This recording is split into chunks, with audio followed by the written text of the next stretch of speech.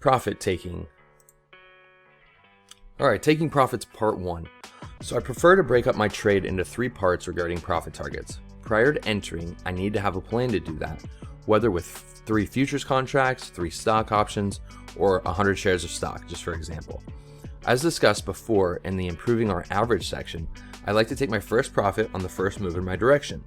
Each day/trade, this might look a little different because of price action, and just because I want to take it somewhere doesn't mean I'm going to be given the opportunity, right? A previous support resistance level, VWAP, plus or negative 1 standard deviation band that we went over, or a predetermined number, 5, 10, 15 points based on all the range are all possible.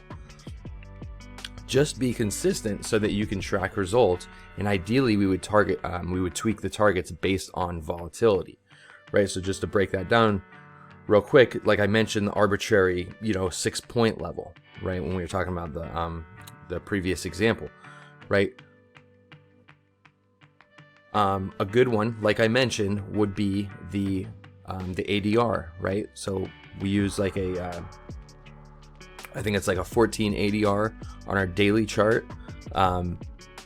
to get the trade, to get the range, the average range, which gives us kind of like our point and helps us set targets for the day, right?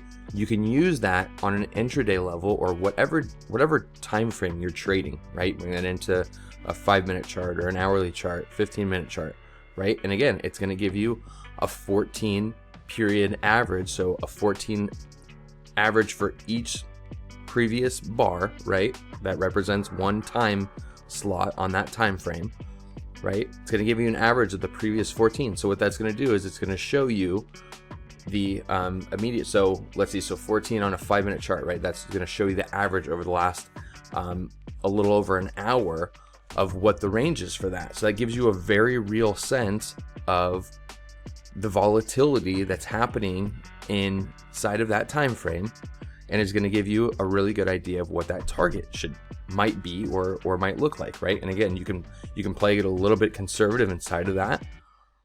So if your ADR on the 5-minute chart and your day trading, it shows you that it's 10, right? Then you should feel very comfortable placing a 7 or 8 point profit target within that, right? That it's almost guaranteed to get hit with a swing in your direction, right? So that's just an idea. That's a thought. Like I mentioned, like the VWAP bands and support and resistance levels. Those are things, points of market structure or volatility. Again, like VWAP, right? Measures volatility, is a volatility measurement based on volume and movement. So those are good levels as well, because as you'll see, those previous support and resistance levels in the VWAP bands get hit a lot, right? So again, the most important thing to do is to be consistent about it and to track it, right? Track it for a certain period of time, for a certain amount of trades, and that will allow you to see how effective it is. You don't want to just do that on a day-by-day basis. You want to make sure that you record it, because you'd be like, it wouldn't work 4 days in a row. I'm gonna toss it out. But it could have worked for the other 16 days out of the trading days out of the month. And if you don't track it, then you might be throwing it away before you can actually see its effectiveness, right? When we talk about the standard deviation and like the bell curve and how anomalies happen, right? So we want to make sure, and sometimes they happen on the very first time that you try something. So we want to make sure we're giving, when we're testing, we're giving ourselves enough time to actually see and get enough data to make decisions. And you can also use this when we're going to go into this with our back testing, is you can also look as to where you ideally, when you set up your strategy, ideally where you would enter and take a look at it on the previous charts, and you can see how it moves up towards your direction. Like, okay, well, cool. Well, in the last week or so, in the last 2 weeks, like, how did that average, that ADR, work out with where I feel like I would have entered, which again is a guess. But how far did the price move after that? You can take that as well, and just to give you an idea. All right, moving on. So the second profit target I like to take on a reversal of momentum, right? So the first profit target is a quick hit. That's something that's slow. And again, this is what I do, and I'm just explaining my process to give you ideas and why I do the things that I do. So the first one is to take a small profit and to reduce our overall risk. The second profit target I like to take is on a reversal of momentum, right? So this can be quite subjective based on your interpretation of momentum, but I try to keep this very simple. If you remember from the first course, I like to use trend lines to track momentum, right?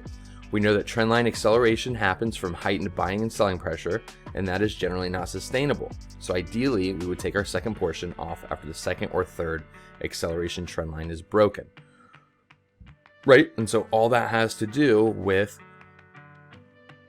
where that is in our range, right? And our profit targets for the day, right? Whether it's like, we know that there's 40-point range for the day based on our ADR.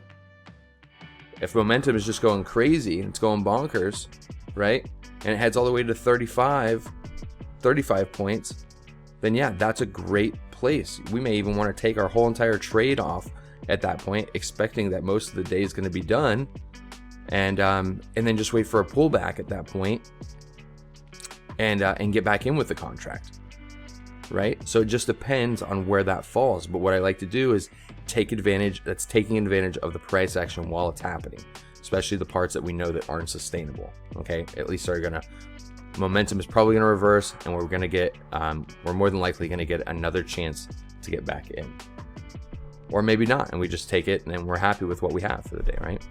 So if we know the current price action is not sustainable, then why would we not take advantage of that while we can?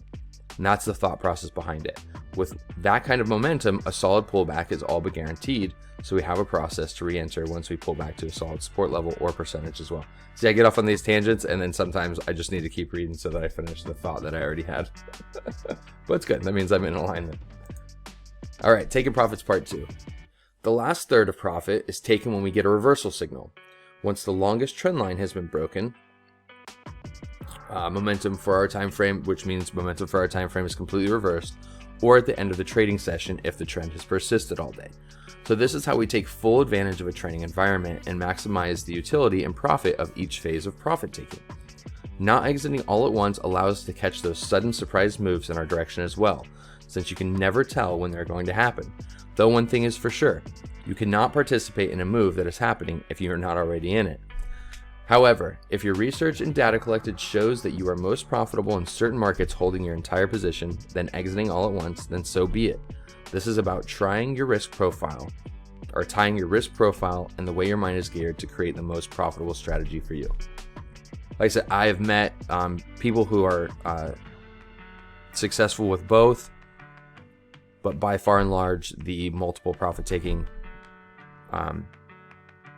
is the most common. And again, I think the reason for that is because markets are crazy and they're volatile and they move, and they're not.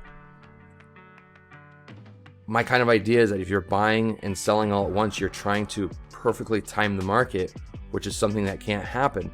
So if the market essentially requires us to be super flexible, then our profit taking strategy should be flexible as well. That's kind of the idea behind that. All right, so taking profits for swing trades, part 1. So for our swing trades, there's a bit more flexibility, but the idea remains the same, that only the time frames increase, right? So your strategy here will boil down to what time frame you decide to trade within, how long you are comfortable holding the trade for, and how aggressively you decide to take profits. So I like to use the 1-hour chart to strategically enter and exit pieces of my swing trades on the 1-day time frame. So I might use the broken trend line on the hourly to take my first profit, and then look for a pullback to add that part of the trade back on, or less aggressively wait for trend structure to be broken. So there's nothing wrong with incorporating support and resistance levels as profit targets along the way as well. All right, part 2. So the second profit could come off when price starts rejecting the previous day's value, or if value closes lower than the previous day for an uptrend. And you can look to add that back on once the 1-hour time frame resumes within the main trend. So you could also add when the counter trend line is broken in direction of the trend, or maybe even when the daily value closes higher than the previous day, back in the direction of the trend, right? And lastly, closing the trade could happen when daily trend structure is broken, the main trend line is broken, or when you get a reversal signal. It is ultimately up to your imagination and what you have tested to be consistent and profitable. I would also incorporate the weekly VWAP into your swing trading. Having that higher time frame developing value can give you valuable information as well as help with entries and profit targets. Playing around with your market profile settings can yield valuable results as well. So going from a 1-day market profile to 2-day market profile, and then also a weekly market profile, it will group together the value from those multiple days as well as highlight the areas of importance. So lots to play with there.